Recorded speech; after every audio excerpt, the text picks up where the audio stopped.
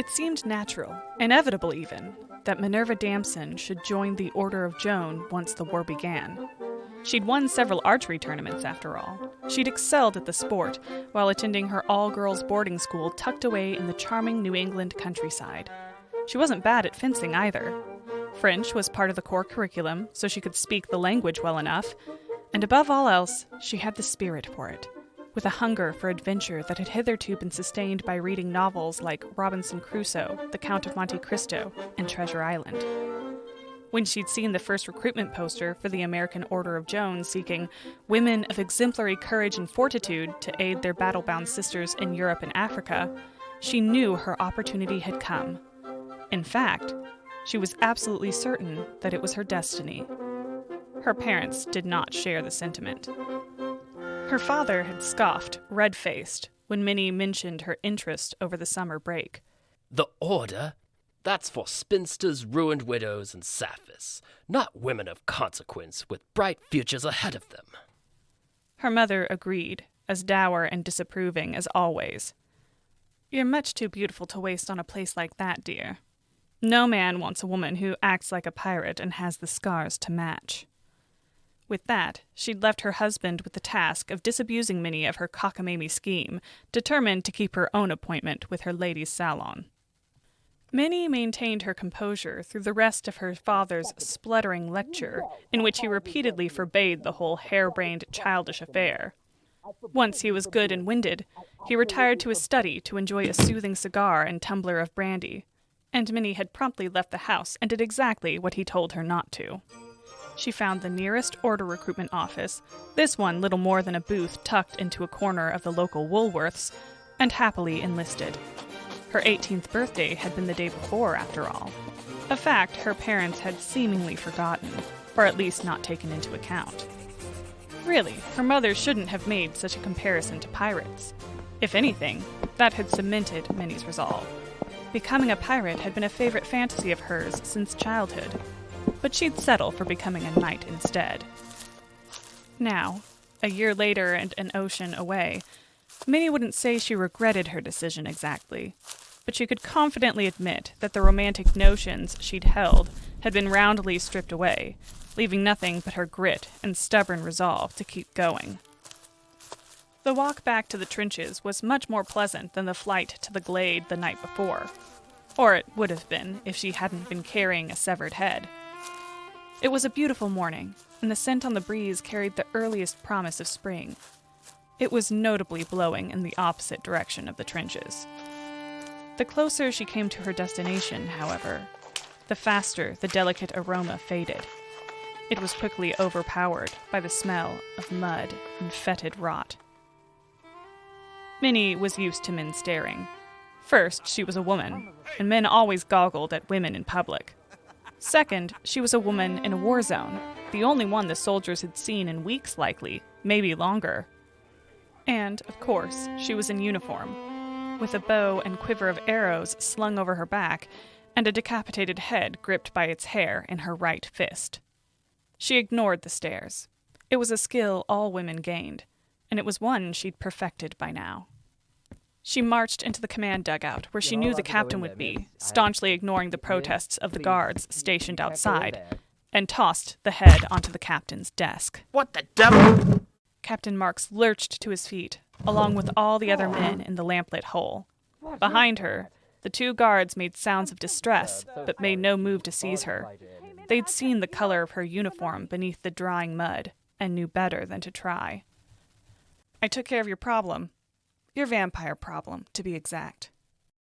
Captain Marks looked between the head on his desk and her and back again, his face flushing crimson and his lip twitching beneath his bristly mustache. I see no vampire, you mad woman! I see a defiled corpse! Minnie strode forward, her patience paper-thin. To the horror of everyone in the dugout, she grabbed the head, stuck her fingers between its cold, dead lips, and peeled them back. Their collective cries of outrage and disgust immediately died to nothing. The ones who could see the vampire's elongated cuspids stared in shock. The ones who couldn't were watching the ones who could and shuffling around to get a better look for themselves. Your men aren't deserters. Not yet. They were being picked off, one by one, by this. And there will be more before the war is over. Burn your dead. Captain Marks ripped his astonished gaze away from the head on his desk with great effort. They'd had this conversation nearly 24 hours ago, and it had gone poorly then. She hoped now he would see some sense. Denial was a tenacious thing. Forgive me, miss, but do you honestly expect me to believe in all of this He waved his hand. poppycock? She had expected him to follow orders, but being the lord of his muddy fiefdom, he had simply failed to enforce them. He was far from the only one who did so. It wasn't hard to ignore the order to burn the dead for many reasons. Most of their men were loath to do the job of collecting the dead and throwing them on pyres, and the order itself was worded weakly with a "when possible" added to the end. Despite boredom being a chronic issue in the trenches, most commanding officers claimed there was never time. Marks was such an officer, that special combination of devout, dismissive, and arrogant. Not necessarily a bad captain in other ways, but in this, an absolute skeptic, and therefore a dangerous idiot. So she simply said, "Yes." He snorted. Magic is nothing but hedge-witchery and old biddies with herb lore. It has nothing to do with war. Certainly it can't be causing the attrition of our ranks. Only bullets, damp, and cowards are to blame. With due respect, sir, you're mistaken. It can, and it has. The evidence is right in front of you. She gestured pointedly at the head on his desk. If nothing else, consider cremation a preventative measure. The captain's mouth twitched and his nostrils flared. Minnie had no doubt he was sorely wishing he could eject her from his domain. Not that he could. The Order of Joan was permitted to operate within the theater of war so long as its members weren't direct combatants, and that was an order Captain Marks wasn't fool enough to ignore. When she'd first turned up, he hadn't even thought to speak more than a few words to her. He'd probably thought Minnie harmless, a distraction for bored men at most. Since he didn't believe there was a threat, there was no need to hinder her movements. He'd expected her to turn up empty-handed, not with a monster's head. Now he was reassessing her. He was not pleased by what he saw. She could practically see reason wrestling with stung pride behind his eyes. Sheffield, A man behind Minnie snapped to attention. Yes, sir. put a detail together. I want these trenches cleared of bodies by nightfall. There was a pause. The captain's gaze had started to shift back to Minnie, but flicked again to Sheffield when the man didn't move. So, the men won't like it if they think they'll be burned when they die. Well, then tell them not to die. Now go. The man hurried from the dugout. Minnie heard him barking a name as he left. No doubt the officer he would promptly foist the unpleasant responsibility onto. Marks sank into his chair, passing his hand through his graying brown hair. Is there anything else to be done? Minnie nodded, her hardness melting into weariness. There have been isolated reports of German sorcerers raising ghouls from no man's land and sending them into our trenches. At his blank look, she clarified. The living dead, sir. Corpses that eat the living. They're very hard to kill. Well, what do we do about it then? It isn't safe to traipse about no man's land gathering bodies. If it were, we'd have done it already. There are some counter-magic wards I can teach one of your men to make. Preferably someone who is familiar with the practice of magic, or at least seen some of it. The wards will make an attack by ghouls less likely. And if an attack comes anyway? Minnie shrugged. The only way to stop them is total dismemberment, or fire. They're slow, typically, but strong, so it's better to prevent an attack, or head it off as soon as one comes. I see. Marks looked around at the men assembled. Any of you acquainted with His lip curled slightly. the practice of magic? One of the guards that had rushed in after Minnie cleared his throat. My nan knew some small things. Little tricks to find lost things and predict the weather and such. The captain stared at the young man for a moment before he nodded briskly. Will that suffice? For now. It'd be good to find a few more men if you can. Anyone would do in a pinch. Anyone could learn magic.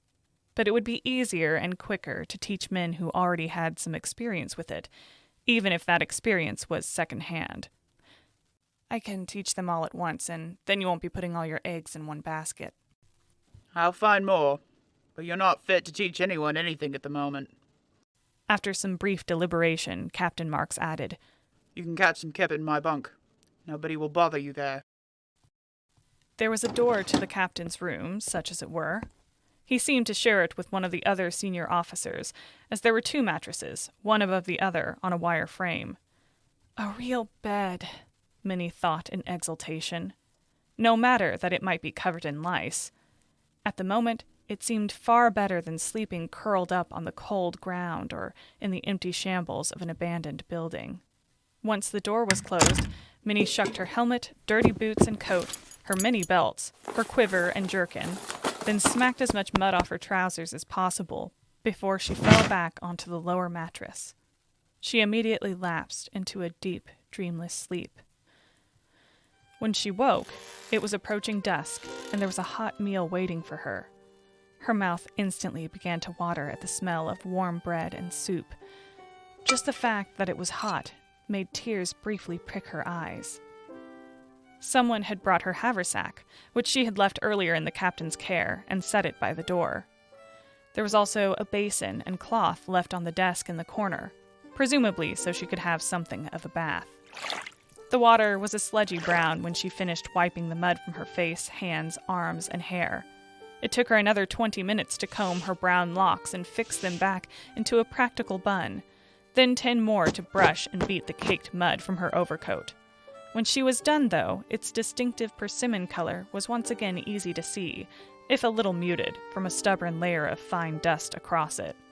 Someday she would be in one place long enough to have it properly washed, it and the rest of her uniform.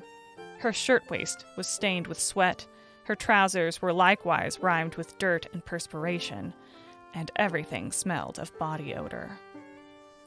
A brisk knock sounded on her door as she shrugged the coat back over her shoulders. When she said it was all right to come in, a lieutenant poked his head cautiously inside. Upon seeing her fully clothed, he straightened and opened the door wider. The men you wanted, miss. He gestured, and 4 young men filed into the room and stood at attention. She could see them resisting the temptation to look around the captain's private bunk space or stare at her. Quick if you can, Miss Damson. They'll be needed for nightly duties soon. She nodded, and he left, pointedly leaving the door wide open to protect her modesty. She was surprised Marks had allowed her to use this space for her briefing, but then they would be in the way almost anywhere else, and he might not want this meeting to be overheard by potential eavesdroppers. Talk of magic was a curious distraction for bored men, with all the potential of becoming an outright spectacle. The subject was all but taboo among Europeans, and had been for centuries. The 4 men in front of her stood rigidly at attention, and wore identical expressions of cautious interest. At ease, gentlemen. She examined each in turn as they relaxed into a parade rest. One man had a round, boyish face. In fact, he could hardly be called a grown man. She suspected he had joined up with a parent's permission, or maybe just lied to enlist. The next had a broken nose and a faint scar along his cheek, no stranger to violence, clearly. The third had dark skin, lovely brown eyes, and stood a few inches taller than the rest. The last had a shock of red hair and a shower of freckles across his face. She had them tell her their names in order: Perkins, Hodge, Swift, and Cresswell. You all know someone who practiced, I assume? They answered that they had. Is it too much to hope that any of you personally practiced? Swift licked his lips. My grandmum had me practice a bit. Just little things, little charms to keep away ghasts and such like bad things. But that was a long time ago. Minnie raised her eyebrows, impressed.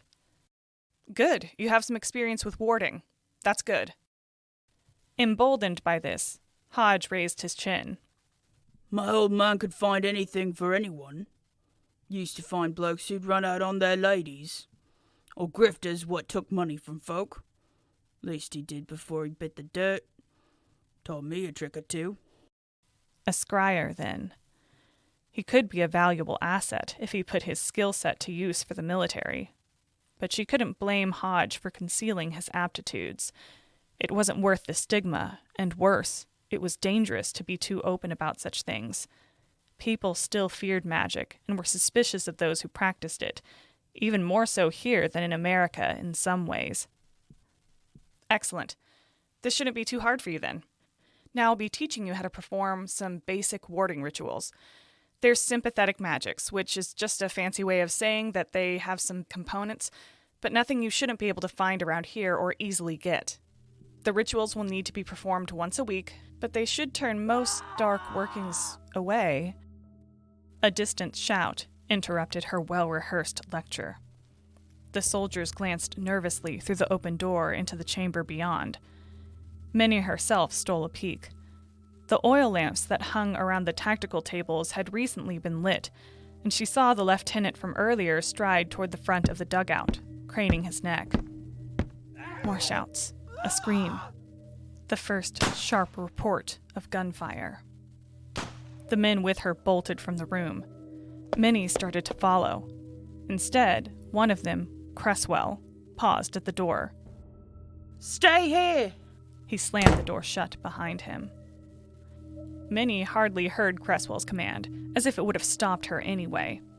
A band of heat had erupted around her left wrist, and she jerked her sleeve back to reveal a bracelet of rough-cut crystals and nazars.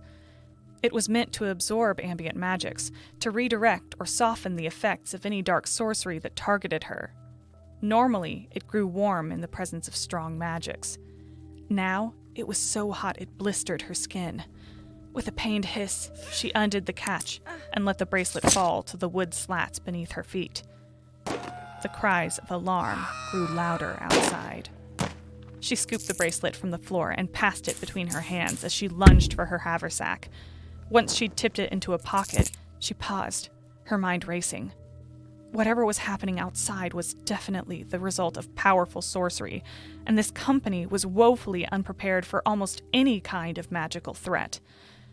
Hastily, she grabbed her boots and shoved her feet into them, thinking ahead as she assembled herself. There was really only one viable option. 2 minutes later, and fully kitted out, she started for the door, her grip on the dagger at her belt. As soon as she opened the door, she saw a small group of men cluster into the bunker and throw the dugout door closed behind them.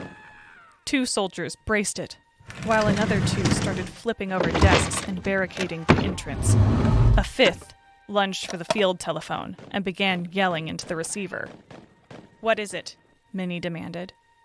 One of the men holding the door turned to her, and she recognized him as Swift.